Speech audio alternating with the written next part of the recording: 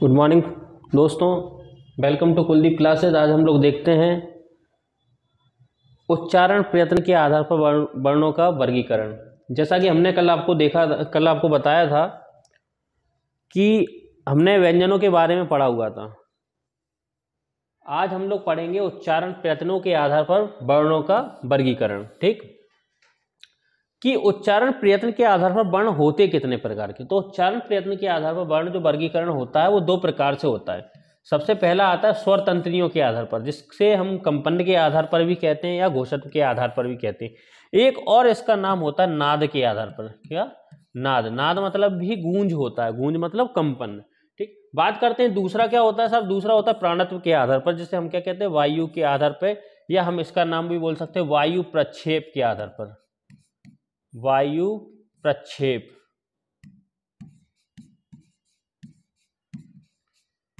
ठीक, इनके आधार पर भी हम लोग सबसे पहली चीज देखेंगे कि स्वर तंत्रियों या कंपन के आधार पर कितने प्रकार के होते हैं, या कह सकते हैं घोषत्व के आधार पर वर्णों के कितने भेद होते हैं। तो वर्ण दो प्रकार के होते हैं, एक तो अघोष होता है, दूसरा सघोष, या सघोष को ही दूसरा नाम हम लोग क्या देते हैं, घोष कह देते हैं। ठीक, आगे बात करते हैं अघोष क्या होता है। तो अघोष से हमने जाना कि घोष का अर्थ होता है कंपन और आ का मतलब होता है नहीं। तो जैसे अघोष का मैं विच्छेद कर दूं, आ प्लस घोष। ठीक, घोष मतलब तो होता है, हमने बोला कंपन, क्या होता है,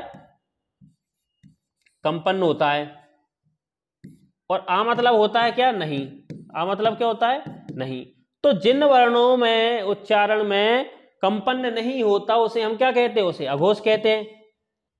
और सघोष की परिभाषा क्या हो जाएगी, सा मतलब समान सहेत और घोष मतलब कंपन। जिन वर्णों के उच्चारण में कंपन होता है उसे हम सघोष कहेंगे। जैसे अघोष में देख लेते हैं कि अघोष में क्या होता है, प्रत्येक वर्ग का पहला दूसरा वर्ण। वर्ग क्या होता है, लास्ट वीडियो में हमने बताया था कि वर्ग किसे कहते हैं, स्पर्श व्यंजनों को ही वर्गीय व्यंजन कहा जाता है। स्पर्श व्यंजनों की कुल संख्या कितनी होती थी, 25 होती थी, जिसमें 5 वर्ग होते थे और प्रत्येक वर्ग में 5 वर्ण होते थे। उसी प्रकार से अघोष में क्या होता है, प्रत्येक वर्ग का पहला दूसरा। तो वर्ग में 5 वर्ण होते हैं, पहला, दूसरा, तीसरा, चौथा, पांचवा। ठीक, तो उसी प्रकार से हम लोग देख लेते हैं प्रत्येक वर्ग का पहला दूसरा कौन कौन सा होता है, 1 2, च छ ट ठ त थ प फ। ये जो लाइन होती है, प्रत्येक वर्ग का पहला दूसरा वर्ण क्या कहलाएगा, आपका कहलाएगा अघोष। और आपने देखा ऊष्म या संघर्षी व्यंजन की संख्या कितनी होती है, 4, जिसमें से तीनों सा संयम वाला, सा षटकोण वाला, सा सपेरा वाला, वो क्या कहलाएगा आपका, वो कहलाएगा अघोष। जैसे हम लोग उच्चारण करके देख लेते हैं, कहीं बोलिए, क ख च छ ट ठ त थ प फ। कंपन हुआ नहीं, तो इसे हम क्या कहेंगे, अघोष। ठीक, बात करते हैं सघोष की। सघोष किसे कहते हैं, जिन वर्णों के उच्चारण में कंपन होता है उसे हम क्या कहेंगे, उसे सघोष कहेंगे। जिसमें क्या होता है, प्रत्येक वर्ग का तीसरा, चौथा, पांचवा वर्ण। भाई हमें पता है पहला दूसरा आपका किस में आ गया, अघोष में। तो बचे कुचे कौन से हो जाएंगे, तीसरा, चौथा, पांचवा किस में आ जाएगा, अब सघोष में।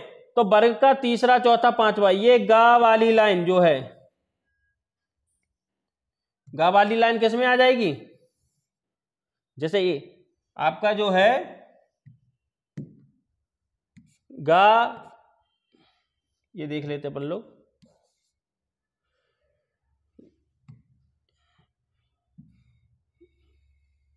ये जो लाइन गई है हमारी, ये जो वर्ण होते हैं प्रत्येक वर्ग का तीसरा, चौथा, पांचवा किस में हो जाएगा, आपका सघोष में हो जाए। गा घा या गा घा अंगा, जा झा या, डा ढा णा, दा ध ना, बा भा मा, ये किस में हो जाएंगे आपके, ये सघोष में हो जाएंगे। ठीक, अब आते हैं वायुत्व के आधार पर।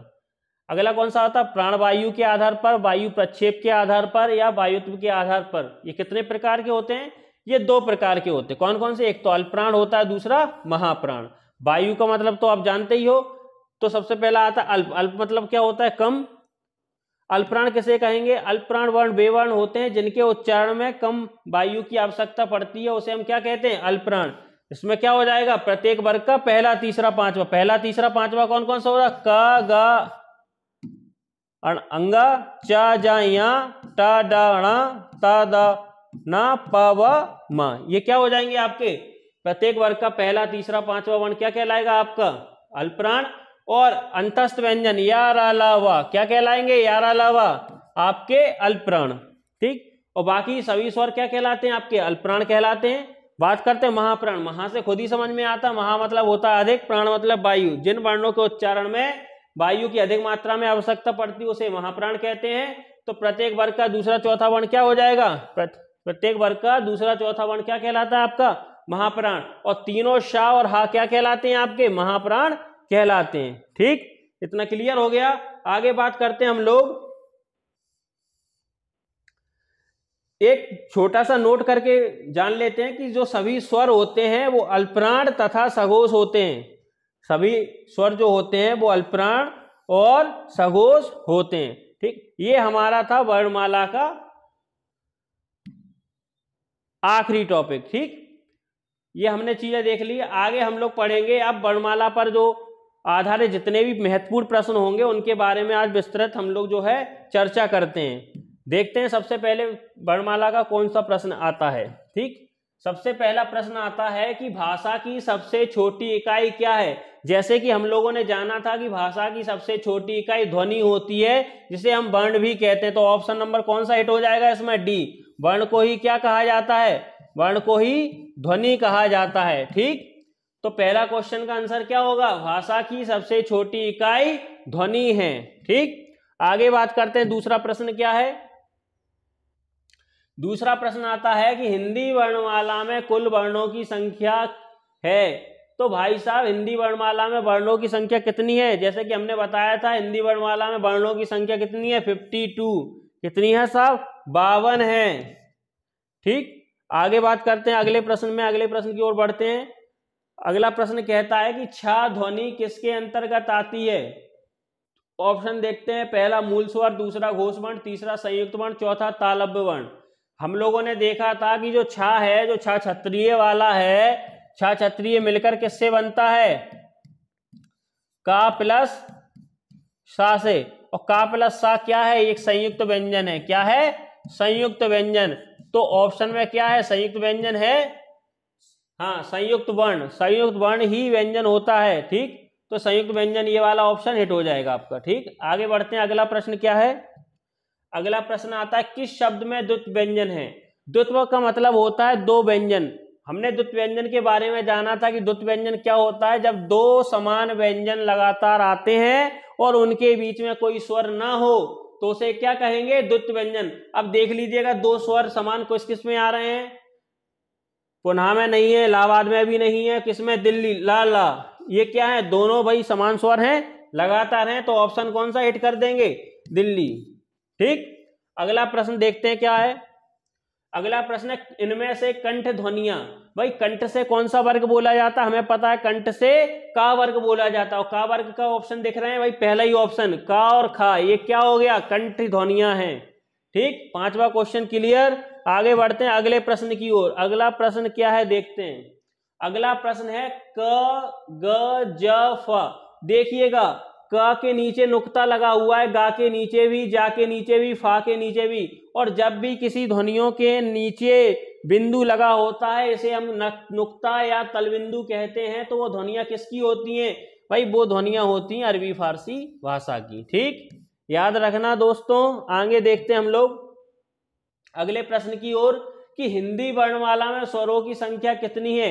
मैंने आपको बताया था जब भी ऐसा पूछा जाए कि हिंदी वर्णमाला में स्वरों की संख्या कितनी है, तो आपको आंखें बंद करके लगा देनी है 11 संख्याएं। क्लियर। आगे बात करते हैं अगले प्रश्न की ओर कि हिंदी वर्णमाला में व्यंजनों की संख्या है। जैसे हमने जाना था कि भाई व्यंजनों की संख्या कितनी है, तो 33 है। ठीक, अगला क्वेश्चन की ओर बढ़ते हैं हम लोग। निम्न में से कौन सा टा वर्ग नहीं है? हमें पता है टा वर्ग में कौन कौन सा होता है? ट, ठ, ड, ढ, ण। तो भाई ठा भी है, ढा भी है, णा भी है। घा घड़ी तो इसमें किस में होता है? भाई घा घड़ी होता है आपका का वर्ग में। तो ये टा वर्ग का नहीं है, तो ऑप्शन कौन सा जाएगा? डी वाला। ठीक, अगला, इनमें कौन सा पश्च स्वर है? भाई पश्च स्वर हमने पढ़े थे, जिह्वा के आधार पर स्वरों के 3 भेद होते हैं, अग्र, पश्च और मध्य। तो पश्च स्वर में क्या होता था, जिसमें जिह्वा का पिछला भाग कार्य करता था। तो पिछले भाग जो कार्य करता था, भाई स्वर की बात की जाए तो पहली चीज तो ऑप्शन से ही दिख जाता है कि भाई बड़ा आ, ई, जा और डा। पश्च स्वर में क्या हो जाएगा, पश्च स्वर में केवल आता था बड़ा आ। ठीक, छोटी ई तो आपका अग्र स्वर का उदाहरण है, तो वो तो हो नहीं सकता, तो ऑप्शन कौन सा हट जाएगा, बड़ा आ। क्लियर। आगे की बात करते हैं, अगले क्वेश्चन की ओर। पंचमाक्षर का उच्चारण स्थान। भाई मैंने आपको एक चीज बताई था, प्रत्येक वर्ग का जो पंचमाक्षर होता है वो नासिक व्यंजन हो कहलाता है, जिनका उच्चारण नाक से होता है। तो पंचमाक्षर का उच्चारण क्या है, नाक। ऑप्शन कौन सा, ए वाला हिट हो जाएगा। ठीक, अगली बात करते हैं हम लोग कि हिंदी शब्दकोश में छा का क्रम किस वर्ण के बाद आता है। तो भाई साहब एक चीज ध्यान रखना कि जो छा क्षत्रिय है वो किससे मिलकर बनता है, का प्लस शा से। तो शब्दकोश के क्रम के अनुसार जो है शब्दकोश में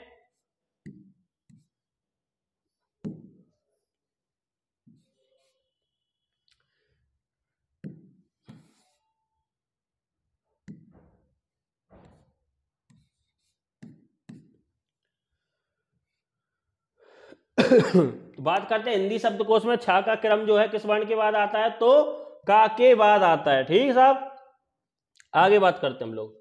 ज्ञा वर्ण किस वर्णों के संयोग से बना है, हमें पता हुआ है कि जा और यहाँ के संयोग से, आधा जा और पूरे यहाँ के संयोग से क्या बना हुआ है, ज्ञा वर्ण बना हुआ है। ठीक, अगला क्वेश्चन के बारे में हम लोग देख लेते हैं कि स्थान के आधार पर कि मूर्धन व्यंजन कौन से। मूर्धन बताया था टा वर्ग का उदाहरण कौन कौन से, डा और ढा। क्या है, डा और ढा। मूर्धन व्यंजन कौन कौन से हैं, टा वर्ग वाला। टा वर्ग में कौन कौन से वर्ण आते हैं, ट, ठ, ड, ढ, ण। तो डा और ढा इसमें मिल गए, तो ऑप्शन थर्ड वाला हिट हो जाएगा। ठीक, अगली बात करते हैं, अगले प्रश्न की ओर बढ़ते हैं हम लोग कि निम्न में से कौन से घोष के अंतर्गत आते हैं। तो हमने आपको बताया घोष व्यंजन में वर्ग का तीसरा, चौथा, पांचवा क्या कहलाता है आपका, घोष। तो इसमें से कौन सा हिट हो जाएगा, गा। क्लियर। आगे बात करते हैं अगले प्रश्न की ओर। तो अगला प्रश्न क्या है, इनमें से संयुक्त व्यंजन कौन सा है। तो संयुक्त व्यंजन हमने देखा, संयुक्त व्यंजन क्या, दो असमान व्यंजनों के मेल से बनने वाला व्यंजन क्या कहलाता है, संयुक्त। तो संयुक्त व्यंजन कौन सा है, हमें पता है चार ही होते हैं, छा क्षत्रिय, त्रा त्रिशूल, ज्ञा ज्ञानी और श्रा, यही होते हैं। तो इसमें ऑप्शन क्या है, ज्ञा। तो ऑप्शन ये वाला हिट हो जाएगा। ठीक, अगला क्वेश्चन आता है,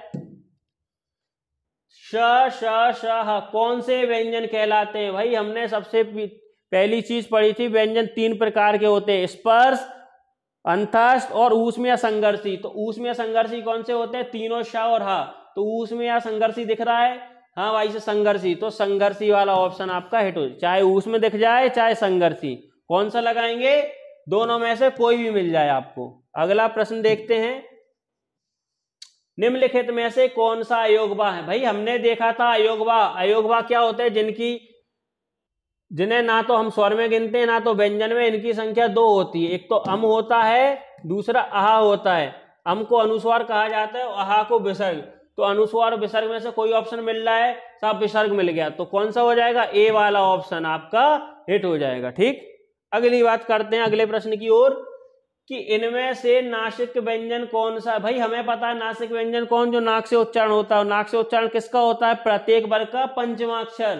पंचमाक्षर कौन सा है साहब, ये दिख रहा है यहाँ। ठीक, यहाँ वाला अक्षर कौन सा हो जाएगा, पंचमाक्षर है, जिसे नासिक व्यंजन भी कहा जाता है, जिनका उच्चारण नाक से होता है। ठीक, अगला प्रश्न की ओर बढ़ते हैं हम लोग कि ए आय वर्ण क्या कहलाते हैं। भाई हमने देखा था ए आय। अब ए आई का उच्चारण स्थान क्या होता है, ए मिलता किससे, बनता किससे, ए का देखते हैं आ प्लस ई।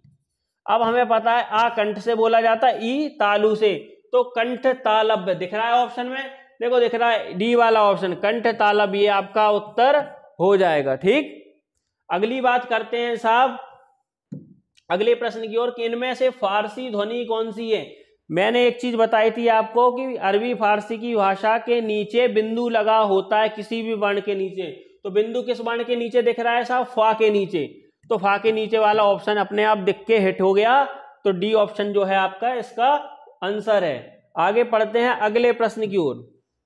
अगला प्रश्न क्या कहते हैं, जिन शब्दों के अंत में आ आता है उसे क्या कहते हैं, उसे अकारांत कहते हैं। क्यों, एक चीज इसमें ध्यान रखना कि जिस वर्ण से जो भी शब्द का अंत हो उसी शब्द के अंत में कारांत एक शब्द होता है। कौन सा? कारांत शब्द होता है, वही जोड़ दो। जैसे अगर छोटी ई से कोई शब्द अंत है तो ईकारांत हो जाएगा, अगर मान के चलो बड़ी ई से कोई शब्द का अंत है तो ईकारांत हो जाएगा, अगर कोई बड़ा आ से अंत हो रहा है किसी शब्द का तो आकारांत हो जाएगा, अगर मान के चलो ए से कोई शब्द का अंत हो रहा है तो एकारांत हो जाएगा।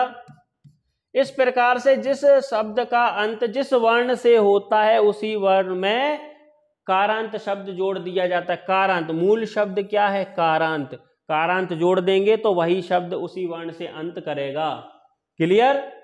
तो इसका आंसर क्या हो गया? डी नंबर, अकारांत। क्लियर? आगे बात करते हैं, अगले प्रश्न की ओर बढ़ते हैं हम लोग कि दो दीर्घ स्वरों की संख्या कितनी है। तो हमने बताया था भाई साहब दीर्घ स्वरों की संख्या कितनी है? 7 है। क्लियर? कितनी है? 7 है। आगे बात करते हैं अगले प्रश्न की ओर कि छा वर्ण किसके योग से बना है। भाई हमने देखा था छा क्षत्रिय किससे मिलकर बना है? तो का प्लस सा से, कादा का और पूरा सा से मिलकर क्या क्षत्रिय बना है। ऑप्शन कौन सा नंबर दिख रहा है? देख लो सब, पहले ही वाला ऑप्शन है तो ये हिट हो गया। क्लियर? अगली बात करते हैं अगले प्रश्न की ओर कि ता और रा के मेल से कौन सा वर्ण। भाई हमें पता है कि त्रा त्रिशूल, त्रा त्रिशूल ता प्लस रा से बना हुआ है तो ऑप्शन नंबर ए वाला हिट हो जाएगा। ठीक, अगले क्वेश्चन की बात करते हैं। अगला प्रश्न क्या है? सभी स्वर निम्न में से किसके अंतर्गत आते हैं। तो भाई साहब ये जो है संस्कृत भाषा का प्रश्न है, जिसे मैं बता देता हूं कि सभी स्वर क्या कहलाते? ईसत स्पष्ट कहलाते। क्या कहलाते हैं? ईसत स्पष्ट। ये संस्कृत भाषा का शब्द है, संस्कृत के वर्णों का जो उल्लेख है उसमें सभी स्वरों को ईसत स्पष्ट कहा गया है। ठीक, अगले प्रश्न की और बात करते हैं हम लोग कि निम्न में से या इनमें से री का उच्चारण स्थान क्या है। मैंने आपको बताया था री का उच्चारण स्थान क्या है? मूर्धा है, क्योंकि री का उच्चारण करने पर जिह्वा की जो नोक है वो ऊपर मूर्धा को टच करती है, तब री का उच्चारण स्थान होता है। ठीक, अगली बात करते हैं अगले प्रश्न की ओर कि इनमें से मूल स्वर नहीं है। भाई मैंने बताया था मूल स्वर कितनी संख्या होती है। भाई री को सन 2003 में हटा दिया गया था, जिनमें मूल स्वरों की संख्या 3 थी, लेकिन आ ई री। तो भाई इसमें बड़ा आ भी दिया हुआ है, तो भाई मूल स्वर कौन सा नहीं होगा? बड़ा आ नहीं होगा। क्यों? क्योंकि मैंने आपको एक चीज बताई थी, जब ये तीनों हो और चौथा ना हो तो भाई साहब जो नहीं होता उसको ही हम लोग हटा देते हैं ऑप्शन में। भाई बड़ा आ तो मूल स्वर है ही नहीं, तो उसको हम हटाना पड़ेगा हमारे लिए। ठीक, अगले प्रश्न की ओर बात करते हैं हम लोग कि नीचे लिखे किस शब्द में विसर्ग का सही उपयोग होगा। तो हमें पता है कि भाई साहब शुरुआत से ही प्रातः शब्द में जो है विसर्ग लगा होता है, और बाकी शब्दों को हम संस्कृत भाषा में लिखने के लिए विसर्ग का प्रयोग करते हैं। लेकिन प्रातः एक शब्द जो है जिसका संस्कृत में भी जैसा उपयोग होता है उसी प्रकार से हिंदी भाषा में भी उस प्रकार से उपयोग होता है, तो इसका उत्तर कौन सा हो जाएगा? ए नंबर का। ठीक, अगली बात करते हैं अगले प्रश्न की ओर कि शी शब्द में व्यंजन द्वित्व का प्रयोग नहीं हुआ है। तो मैंने बताया था द्वित्व व्यंजन क्या होता है? जिनमें दो समान व्यंजन लगातार आते हैं उसे हम द्वित्व व्यंजन कहते हैं। समान व्यंजन, देखिए का समान व्यंजन है, चाचा समान व्यंजन है, आधा शाशा समान व्यंजन, राजा इसमें कोई भी समान व्यंजन नहीं है, तो उत्तर कौन सा हो जाएगा? डी वाला ऑप्शन। क्लियर? आगे बात करते हैं साहब। अब देखिए बहुत अच्छा प्रश्न है, ये वर्ण विच्छेद में दिया गया है, वर्णों के संयोजन से शब्द, इन वर्णों के संयोग से कौन सा शब्द बनेगा। तो शा है, ई है, का है, शाह है, आ है। मैं इसको जोड़ता हूं। मैंने हलंत वाला शाह है, इसमें से हलंत हटाया तो ऊपर छोटी की मात्रा चढ़ गई। का और शाह से मिलकर क्या बना? छा बना। बड़ा का डंडा था, बड़ा का डंडा, और भाई पीछे विसर्ग लगा हुआ है तो विसर्ग लगा दिया, ये शिक्षा बन गया। ऑप्शन है क्या इसमें?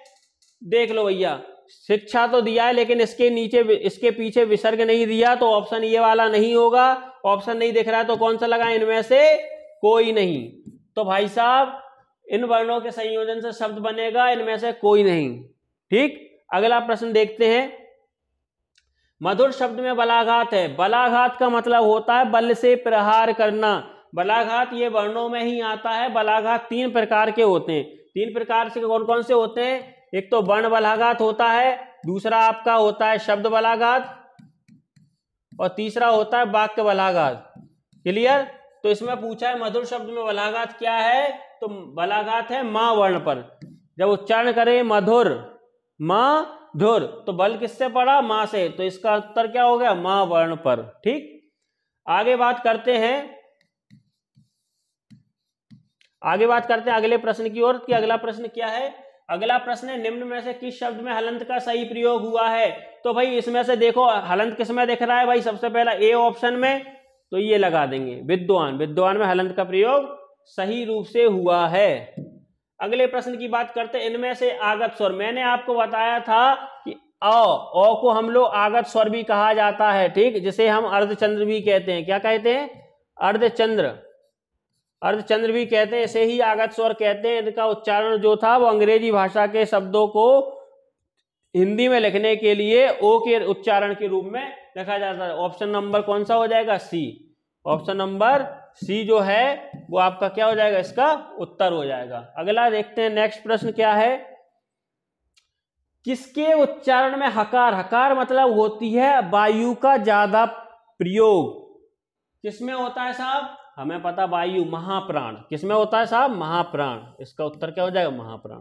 ठीक, अगली बात करते हैं अगले प्रश्न की ओर कि ग्रहित वर्ण। मैंने आपको बताया ग्रहित का मतलब होता है बाहर से लिए हुए शब्द, विदेशी भाषाओं के शब्द, विदेशी भाषाओं के वर्ण, वो क्या कहलाएंगे आपके, वो कहलाएंगे आपके ग्रहित वर्ण। मैंने बताया था ग्रहित वर्णों की संख्या कितनी होती है, तो साहब 5 होती है। ठीक, आगे बात करते हैं, अगला प्रश्न है, आगे निकल गया क्वेश्चन, बैक कर लेते हम लोग। ठीक है, ग्रहित वर्णों की संख्या कितनी है साहब, 5 है। अगला प्रश्न की ओर बढ़ते हैं, कौन सा है,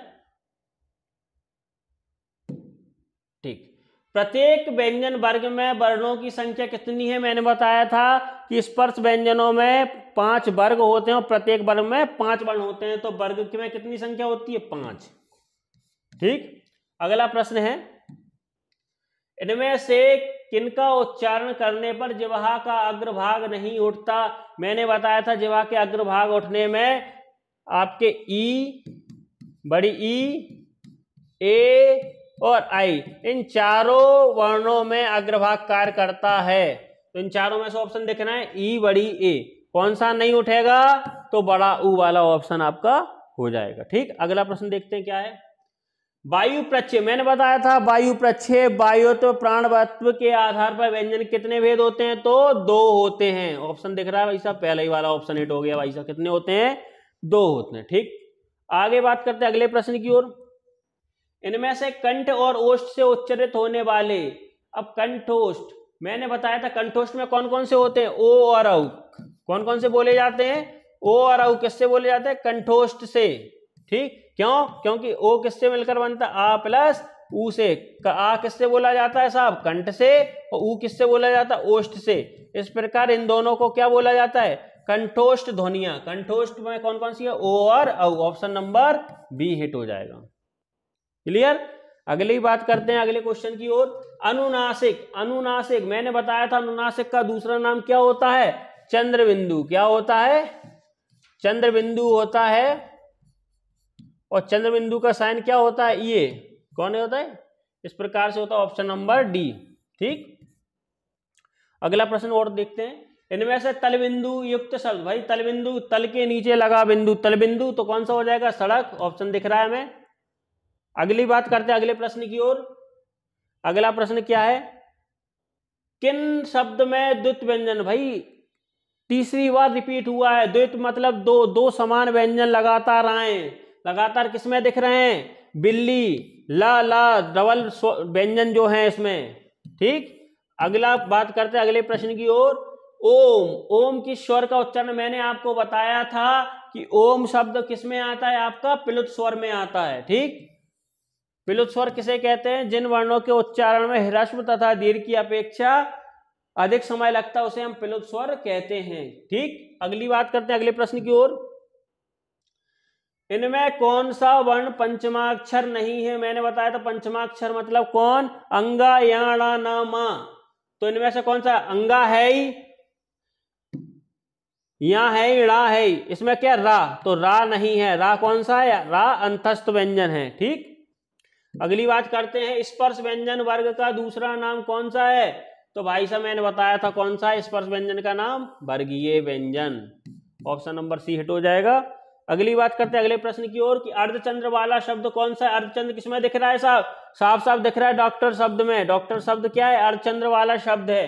ठीक, अगली बात करते हैं अगले प्रश्न की ओर, इनमें से अमानक वर्ण कौन सा है। अमानक वर्ण वे होते हैं जो मूल हिंदी में प्रयोग नहीं किए जाते, जो अभी प्रयोग में नहीं लाए गए हैं शब्द हिंदी वर्णमाला के आधार पर, उन्हें हम क्या कहेंगे, अमानक वर्ण। अमानक वर्ण में कौन सा हो जाएगा, झा। वर्तमान में झा जो है इस प्रकार से लिखा जाता है। ठीक, ऑप्शन नंबर सी हिट हो जाएगा। अगली बात करते हैं अगले क्वेश्चन की, अगला क्या है, श्रा। श्रा वर्ण क्या कहलाता है, संयुक्त व्यंजन कहलाता है। संयुक्त व्यंजन क्यों कहलाता है, क्योंकि ये दो असमान व्यंजनों से मिलकर बनता है। इसका जो हम वर्ण विच्छेद करेंगे किससे मिलकर बनता है, तो किससे बनता है, शा प्लस रा, आधा सा है और रा पूरा है, श्रा। ऑप्शन दिख रहा है, ऑप्शन नंबर पहला हिट हो जाएगा। तो ये हो गए आपके साथ, ये हम लोगों ने आज वर्णमाला के आधार पर इतने सारे महत्वपूर्ण प्रश्नों को आज विस्तृत चर्चा की है। ठीक, आज ये हमारा टॉपिक समाप्त हो चुका है। टॉपिक का नाम था वर्णमाला, जिसके बारे में हम लोगों ने आज पूरा टॉपिक के बारे में पढ़ लिया। क्या होती है वर्णमाला। वर्णमाला में वर्ण दो प्रकार के होते हैं, स्वर व्यंजन, जिनका वर्गीकरण हमने निम्न प्रकार से पढ़ लिया है। ठीक, कल हमारी नेक्स्ट वीडियो में जो है हम लोग संधि के बारे में आपको पढ़ाएंगे। ठीक, और जो है अगली नेक्स्ट वीडियो देखने के लिए नया टॉपिक स्टार्ट होगा। कल की वीडियो ना देखना भूलें, क्योंकि मैं संधि के बारे में शुरुआत से ही उसको जो है पढ़ाऊंगा। ठीक, मिलते हैं कल की नेक्स्ट वीडियो के साथ। धन्यवाद।